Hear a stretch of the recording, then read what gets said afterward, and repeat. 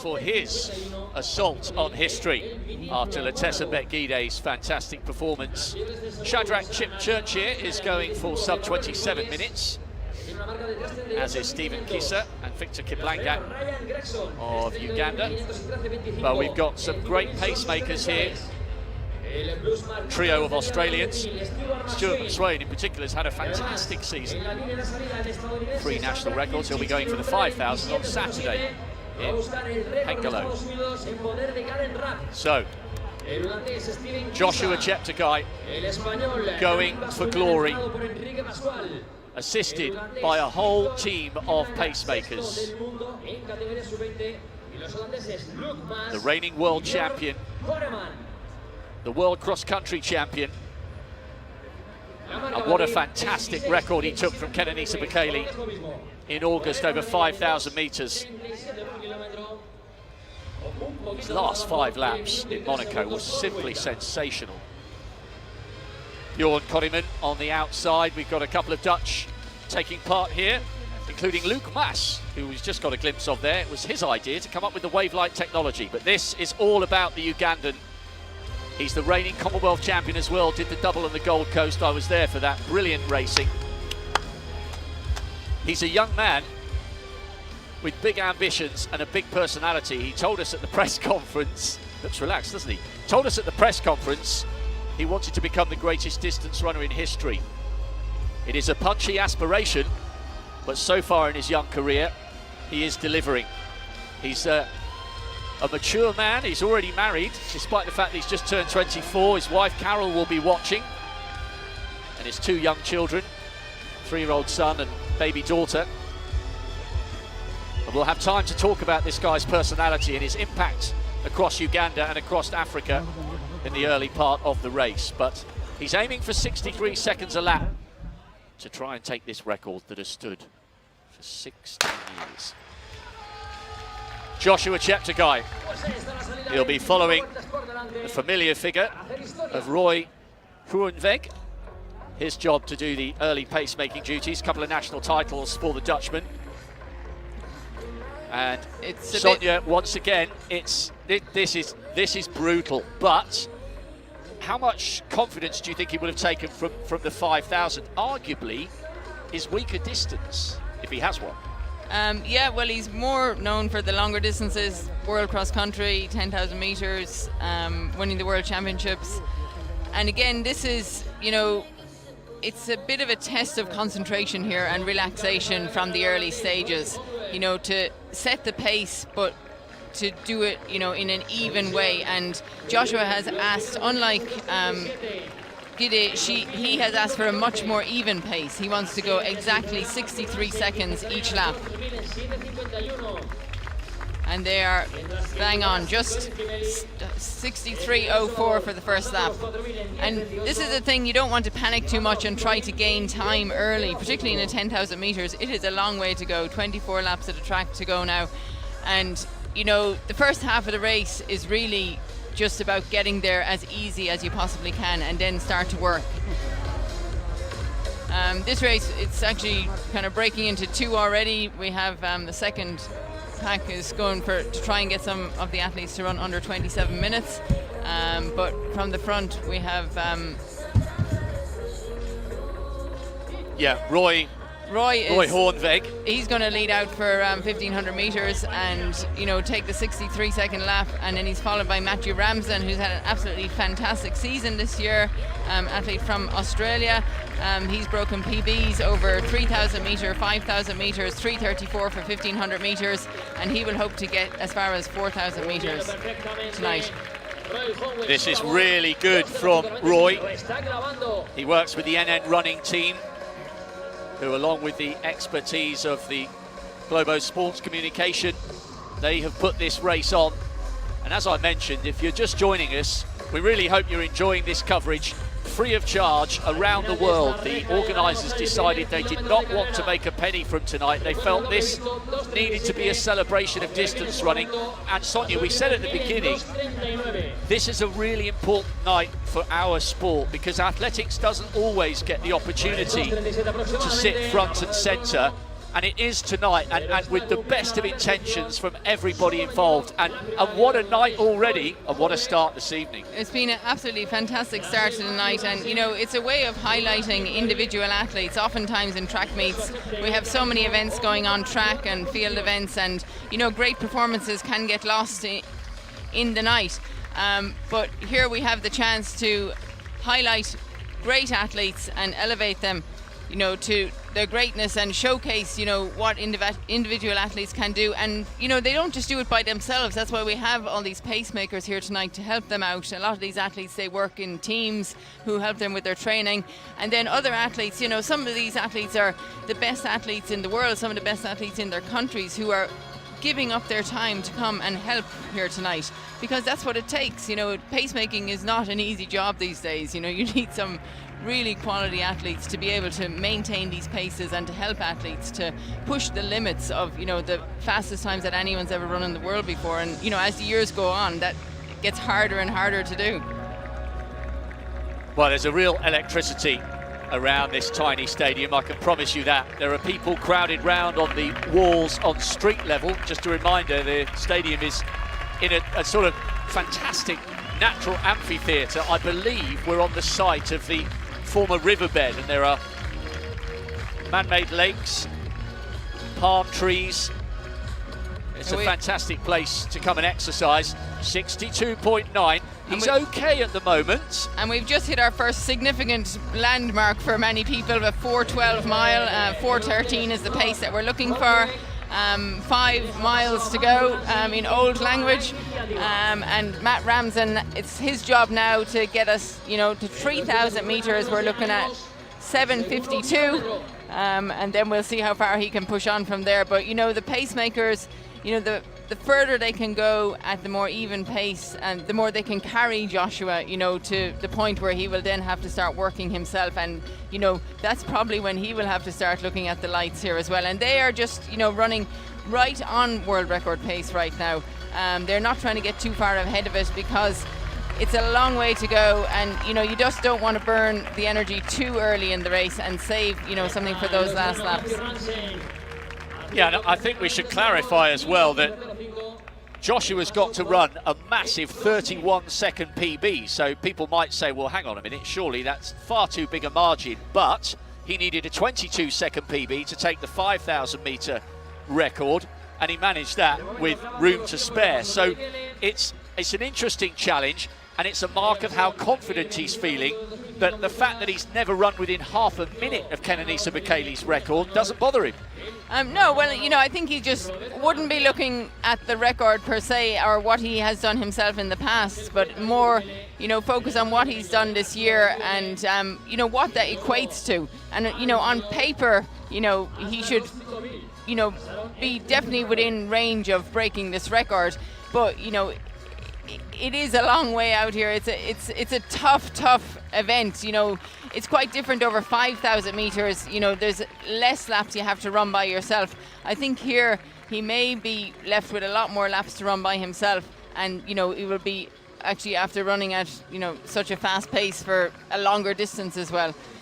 But he's trained for this, he's prepared for this, and I'm sure he knows what to expect. But they are just running nicely on the pace right now, staying even, not trying to get too far ahead, and pick up the pace in those, saving something for the end, which is what he needs when he's going to be by himself, and when he'll be looking at those staying ahead of the green lights. We're bang on it right now.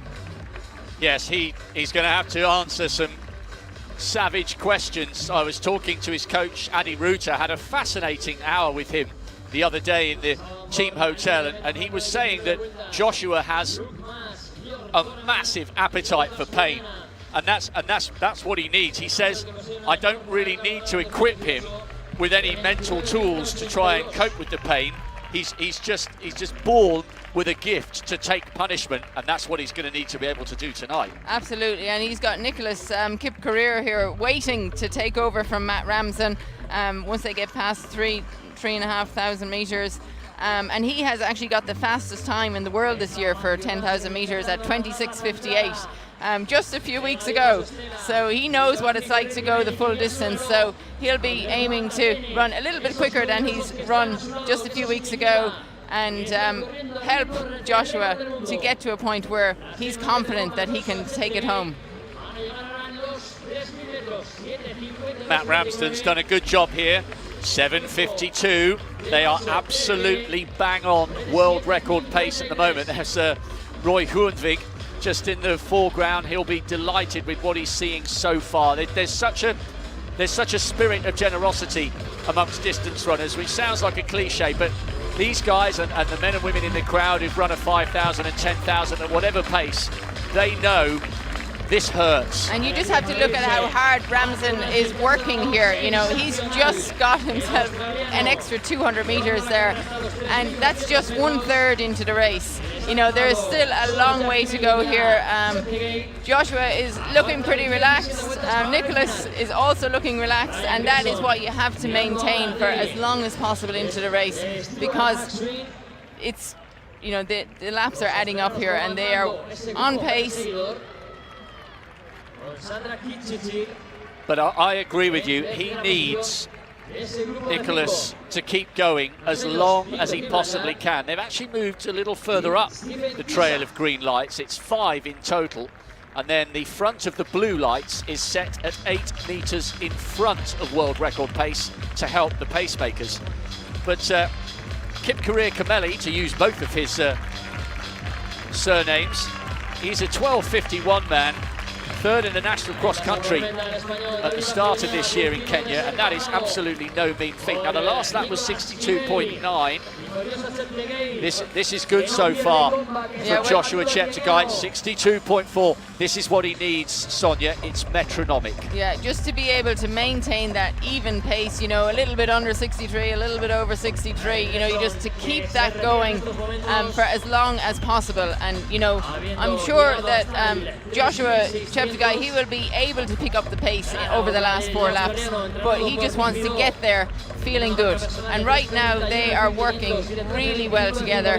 I think Nicholas, he's not pushing too hard yet. He's will be the next key marker that we'll be looking for is the 5,000 metre mark, you know, to be passing to in 13:07. You know, that would be the national record in many countries. It's pretty astonishing that he'll be coming close to, you know, 13 minutes at the halfway split. I know, and I guess, again, we chatted over breakfast the other day. 13:06, 13:07 is ludicrous. As you say, that's world class, but if you look at the world record he set over 5,000 metres, 12:35, he's got the knowledge, bang on at the moment, he's got the knowledge that 12:35 he's run for 5,000. So if he goes through in 13:05, he can say to himself, I've run half a minute quicker than this, so I should be comfortable. Yeah, I think, you know, it's, you know, like watching the women's 5,000 metres, when you break it down into the laps, it's a very achievable, the 400 metre times, the 1,000 metre times, the halfway times, even 3,000 metres. But when you put it all together and add it all up, it does take a toll. And, you know, that's where he just has to continually maintain that constant, even pacing. And, you know, you can just see here the wave lights, they're keeping track of it. It will be interesting to talk to the athletes after and see if they have been helped by these lights or even notice them there. I think Gide definitely did, by the way, because she glanced back over her left shoulder a couple of times as she was hugging the bend. 63 on the nose for that one, 600 metres to go before we reach halfway. And there were a couple of little moments there where there were some gaps appearing between the Kenyan and the Ugandan, but Joshua Cheptegei has closed that up really nicely. We mentioned Uganda, and we're hoping that there'll be many people tuning in a very proud, beautiful country. So if you are watching from that brilliant East African nation, then Oliochia, I hope you're having a great time. And it's refreshing, Sonia, that with the likes of Stephen Kiprotich taking the marathon for Uganda in 2012 in London, and then we had Dorcas Inzakuru back in 05 winning the women's steeplechase, and Nakai won the women's 800 last year as Cheptegei took the 10,000. The Ugandans are beginning to become a force to be reckoned with in global distance running. It's not just about the Ethiopians and Kenyans anymore. No, it's more African nations, you know, seeing what their neighbours are doing and stepping up to the mark. And, you know, particularly you see it in the World Cross Country when you have the team event and the athletes are out there and they're encouraged by what they see from, you know, great athletes in the country. They want to be a part of this. And, you know, Joshua, you need someone like Joshua as an inspiration to athletes to look up to. And, you know, he's doing it that just tonight. Now he's really looks like he's sitting in the back pocket of Nicholas Kip career tonight, and he's as close as can be there now. I just wonder if he had 13:07.73. That is bang on, you know, exactly what they need at halfway. You know, to run the same again will be the world record. So just to maintain this even pace and be able to pick it up, but it looks like he's going to have to go a long way, a long run for home right now. It's going to be 12 laps for Joshua Cheptegei. Yes, is the by Kenyan himself. Is he going to stop? I think he's just about had enough. This is the loneliness now of the long distance runner. Nicholas Kipkorir Kameli is carrying on, but his duties of towing Joshua Cheptegei around to a world record have come to an end. Cheptegei is now on his own. He's being roared on though by a growing number of people sitting on the city wall. You might just be able to get a glimpse of them there to the left of the Estadi del Turia. I tell you what, this isn't the biggest stadium, and we've never seen a world record here until tonight, thanks to Latessa Bekele. I think a whole host of athletes would love to come and compete here. It's not huge. We're not talking about 40,000 people, even without the COVID restrictions, but there's an intimacy and there's a real atmosphere about this stadium and the way it's sort of formed in this Colosseum shape with people all around on the city walls. I think this is a cracking place for athletics. It's a stunning stadium. You know, the location and the positioning of it is unbelievable. You don't see many tracks like this anywhere in the world where they're dropped down a level. So the shelter here is, you know, on a windy day it would probably be not so, it would be very sheltered. But, you know, the conditions here tonight are absolutely perfect. Joshua, I'm sure he was hoping Nicholas would go a little bit further. They were hoping maybe 7K. So he really now has to make his mind up and really go for this. You know, it's not an easy task that he has set for himself here tonight. And he's on his own right now, but he is in running with the world record pace. He's right in the middle of it. I suppose he's focusing on the blue lights if he can see them. And, you know, I think, you know, if this, you know, is such a help to the athletes tonight, this could be a new, you know, development for athletics. You know, it's something new to help us to push the barriers that, you know, many athletes see there at all levels. And you know what? I just noticed a little, almost imperceptible acceleration there, because I think he sensed that this is getting a little bit tight. It's only half a second or so, but he's still looking okay at the moment. He's got to keep hammering these laps out. So much effort, so much work with Adi Ruta in Uganda. And I think it's really brave of him to have won the World Junior title and then gone over to a big training group in Kenya and got in touch with Global and got in touch with NN Running and said, look, this isn't really working for me. I'm happy to hurt myself. I'm not after an easy ride. But some of these long 40k runs that these older marathon runners are doing, and he was a teenager at the time, they're not working for me and my body's not reacting. I want to go home. Can you help me find a coach who can work with me back in Uganda? Because that's where I think I can get the best out of myself. And boy, oh boy, did that turn out to be a great decision, because since then he's added the world senior title, the cross-country title, and a world record called the world best over 15k. So that gives you the impression, Sonia, this guy has got maturity and he's got emotional intelligence as well as a racing brain. He understands what he needs to get to the top. He does, and that when you get that positive feedback and, you know, you set goals and targets for yourself and you achieve them, then you get a lot of momentum into your, the training that you're doing, the racing that you're doing. Your whole belief and confidence grows, and you feel that anything is possible. You start to believe that you can do anything, and I think that's what Joshua has done here. He set the 5,000 meter world record.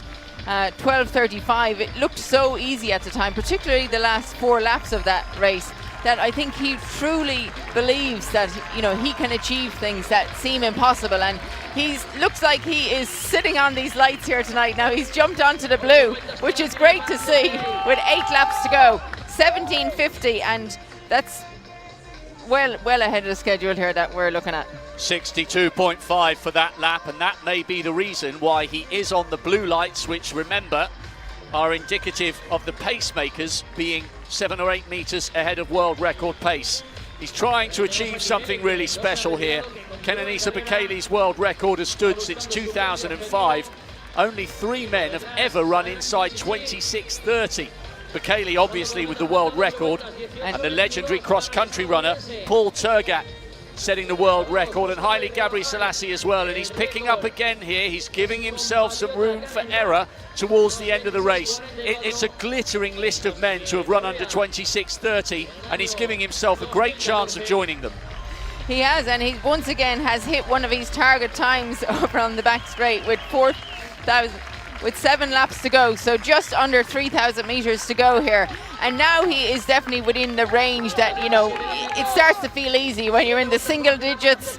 He's getting around there. It'll soon be down to 2 kilometers. 2 kilometers to go will really break it down in his head that he can actually do this. So I think he really has to concentrate. He can actually focus a little bit on the athletes that he is catching and passing here now. That will give him a little bit of motivation to, push himself and to catch up and to go by quickly.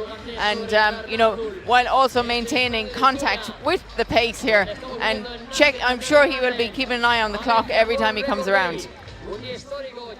If you're a fan of the history of great sport, then what about the list of names he's trying to join as a 10,000 meter world record holder? Emil Zatopek first broke the 6.25 mile world best in Ostrava. There's a statue of him there. I was there for the Continental Cup and had a photo beneath it back in 1949. Then you move into the 60s. The legendary Australian distance runner Ron Clark, who got a bronze in 64 and then famously needed oxygen at the high altitude of 68. He's been a world record holder. Lassie Viren in the 70s, a 4-time Olympic champion, did the double in 72 and 76. And then you move in to the likes of the 90s. 3 times Haile Gebrselassie has held this record. Paul Turgat as well. All of them with glittering careers in cross-country and track and the road. Turgat, the first man under 2:05 for the marathon. Gebrselassie was the first man under 2:04. Both of them proud holders of the 10,000 meter world record before it passed to Kenenisa Bekele, a 6-time long course cross-country world champion and a triple Olympic champion, 5,000 and 10,000 meters. It's a glittering list of who's who in terms of the all-time greats, and that's the kind of company that Joshua Cheptegei would be in if he can somehow keep this going. And I tell you what, Sonia, he's getting a standing ovation from the crowd here, even though he's got 5 to go. And he's just passed through with 2 kilometers to go, and he is still on world record pace. In fact, he is under world record pace. As each lap goes by, he's just going to get more and more motivation to belief and confidence that he is able to do this. And right now, he's still maintaining that relaxation that we saw in Monaco over the 5,000 meters. I think for someone who's a 5,000 meter runner, a 10,000 meter runner, when they see 1 mile to go, 1 lap or 4 laps of the track to go, that is a small. It's not something that is unachievable for them. They're kind of what I would call within range of really racing to achieve the record. This is absolutely incredible. Wherever you're watching this in the world, I hope you're enjoying this. Distance running, free to view anywhere on the planet, because we're watching something really, really special here. This was the NN Valencia World Record Day. We've seen one, surely we can't be on the way to seeing another, can we? 62.9 lap after lap after lap. He's edging ever closer to a place in the history books. He's only run twice this year, Sonia, and on both occasions he's broken a world record. World 5K on the roads back in February in Monaco, then the 5,000 metres on the track in August. If he does this though, there's such a mystique, there's such a majesty about the 10,000 metres, 25 soul-destroying laps of a track. I think this would beat the other two. I think this would be the key run of the year, and I'd actually rank this alongside winning the 10,000 last year in Doha. This would be some achievement. I think it would just be another stamp of approval of his greatness, and it's hard to even hear what's going on here now with 3 laps to go, and this is very, very possible. We're 23 up, that's another 63-second lap there. I mean, he's just like knocking off these laps even after even, and I can see a sprint coming for the last lap. So I don't know, I think we can start, we want to stand up and start celebrating right now, but with 1 kilometer to go, you know, this is where, you know, the concentration may turn into racing, and you know, there's a number of athletes that he's lapping here to chase. 23 36 with 1 kilometer to go. He is 1.5 seconds under his projected time, which is well under world record pace. So this is definitely, it's been world record day in Valencia today. It's been named that. This could be a holiday after tonight. This is so exciting. We really hope you're enjoying this. I just can't stop smiling. I can't believe what we're in the process of witnessing here. If he can keep it going, 2 laps to go. And if you're watching this with a little brother or a sister, or a son or a daughter, or a niece or a nephew, get them down to your local athletics track. This is the most accessible, friendly sport in the world. If you can run, or jump, or throw, you can be a world-class athlete. There is no barrier where our sport is concerned, and these are the kind of images that inspire the next generation of global stars, not only perhaps in Uganda or across Africa, but around the world. He is standing as a symbol of all that is great. He's pouring his heart and soul into this record attempt, into this journey to greatness that he is relentlessly pursuing with painful session after painful session. And he's tantalizingly close now to doing something he may not have thought was possible 6 or 7 years ago. The world junior champion, the world senior champion has 400 meters to go. Can he do it? Can he keep it going? He's ahead of the green lights at the moment. Another 63, but 63.8. He's getting tired, but he's flying the flag brilliantly for Uganda. He comes from the Sabini tribe, who traditionally have a low standing in Ugandan culture, but he's rewriting what's possible in his country. He's a shining example of all that is possible with determination. He's a slight man, but he's big in personality, big in talent, and big in ambition. This has been absolutely incredible here. Coming round, he's just got to keep driving. Kenenisa Bekele's time, 26:17. We've seen 1 world record. I think we might be about to see another. This has been absolutely fantastic. The hairs on the back of my neck are standing to attention. It's a standing ovation from everyone here. He has roared with the heart of an African lion. He's delivered. It's a world record for Joshua Cheptegei, the Commonwealth champion. The world champion is the fastest man in history, over 6.25 miles. And this is a night that will never be forgotten by any of us who were privileged enough to be here. He has shone like a star in the night sky of Spain. That was incredible. That was outstanding. I mean, the pressure and the expectation for Joshua to come here tonight, a whole day in the city of Valencia built around him, and also on Let's Gide, you know, to have the 2 of them come here and deliver on what was named a world record day is outstanding. It's something that, you know, we all wanted it to happen, but we were fearful, you know, that it wouldn't. But to see it actually happen in front of our eyes is unbelievable. that is just, you know, solidifying his greatness over the past years, running the World Championships, world record, world cross-country champion, and he just made it look easy. He just got faster. I knew those last 4 laps he was going to get faster and faster, but he did get tired going into the last lap, but he was able to carry it through and come home with a world record. A successful year like you couldn't have imagined, with, you know, everything being cancelled. It is just outstanding. I'm absolutely speechless after tonight. It was so emotional. There are people wheeling their cameras out here. Everybody